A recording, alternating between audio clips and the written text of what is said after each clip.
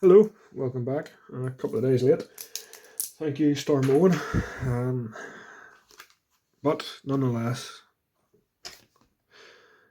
this is week 5. So let's see what I managed to do in the past week. Up first, we have the O2 or O12, sorry, Beta Trooper. Worked out. I can't use him in the standard one, but he was quick and fun to paint. Very much like a chappy. And then just the usual O12 basing scheme. That's the only sci-fi miniature this week. This week was very much a historicals and Middle Earth week again. So managed to get these 10 done eventually. Just kind of sat and plowed through them. This oak leaf camo, it's kind of hard to see, but just with the lighting, it does take a while. Doing batches of 5 really speeds it up.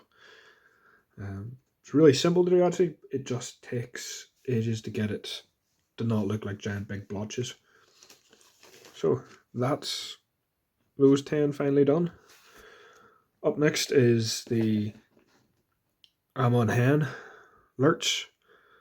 He's the second of the 3 poses of Lurch I have. I have the traditional Lurch, this Lurch, and then I have the more limited edition where this bow is raised slightly. I seen him and just grabbed him. I think it was the case I was doing more Urukai, as you will see. Sticking with ranged themed Urukai, crossbow Urukai, and a engineer Urukai. Can't use those as sappers anymore or pioneers, so he's just going to be a scout. A scout Urukai without a shield, so he's still well unusable. Now on to the bulk of what this week has been. 23 generic Urukai. 23. So pike and shield Uruk. Just using my Isengard basing scheme. Trying to keep it synonymous or generic across the whole lot. So yeah, I think it worked out pretty well. It also, to pull in Saruman, ties in with him, so can use him as lurches. Well, I can't use him as lurches, scouts, but I can use them in a few different armies. Kind of going that they're on the way to Isengard, or sorry, not Isengard, Helm's Deep, rather than at Helm's Deep.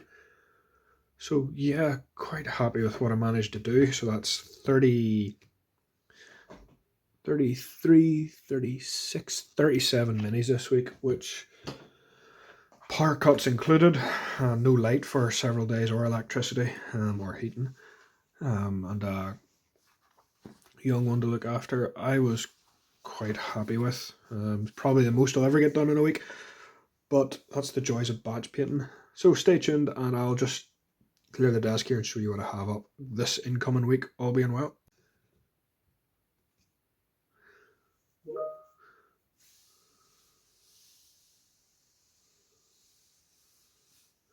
So this week, what do we have coming? Bit of a different week this week. We have, he's going to be out of sight. He's too tall. Bring him down. A handful of Lucidae red simians, which are, if you're not aware of Lucidae are a small indie company. They do a range of pulp and mythical fantasy style creatures. They're all cast metal, one piece, lovely sculpts. They also tend to run Friday to Friday sales, so I pick bits up from now and then. These are the red simians from Savage Core. If you look back in my videos, I did a review of I think these guys and the other simians. Fun to paint, very quick to paint. Yeah, they're just a wee palette cleanser. I'm going to spend this week basically as a stuff that I want to paint as a reward week rather than a here's stuff I must get through. So following on from those, I have as you're aware, I'm a big fan of Warp minis. So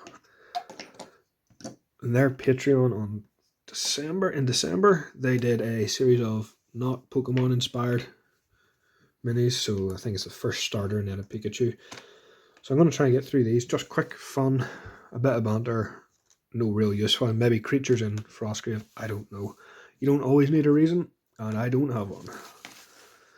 Then the aim is, if I don't get these two guys done, Moro 12, I've forgotten what they are, but they need Beast, and yeah, I might get these done, I might not. Have an idea for this guy, having a nice big shiny visor, so I might try something new with that. And then also up this week, or aim to be this week, is Maher. He's no longer usable, but I'm going to run him as a berserker. Two-handed weapons is kind of what he is anyway. So yeah, he's been sitting there for a long time. He's maybe been sitting there over a year in this state. I used him at a couple of tournaments, and then stuff happened and I wasn't able to get round to him, and yeah, kind of got distracted by a large goblin army. as it is. Finally this week we have the target is a couple of these. So these were a Secret Santa gift last Christmas, and they are a couple of Ralpartha minis. So we have a hobgoblin with axe. You can see the long snout, so really a traditional style of hobgoblin. A hobgoblin with a serrated blade. Some nice big fellers there too. And then a zombie swordmaster. So yeah, a bit of fun. Really old school 2D style sculpts. If you think your old Eldar Altards? Phoenix Lords. Likes the old not Fulgrim. My mouth is a mess today. You know the ones I'm talking about, Baharoth and Asuraman and Kandris, the old two-piece sculpts that are very two-dimensional, as if they've been sculpted in 3D and then pressed slightly flat against a page. So yeah, there's that. Those are, I think that's a reasonably fun target to do. A good bit of variety, a bit of fun. I like painting monkeys, they're fun. If people ever annoy me, I'm going to run those as Marats in the combined army in Infinity, just for badness. So yeah, that's this week. Tune in again this Friday to see how I get on and see what's happened. If there's anything else has been added to the pile. If not, we'll see. Speak to you later. Bye.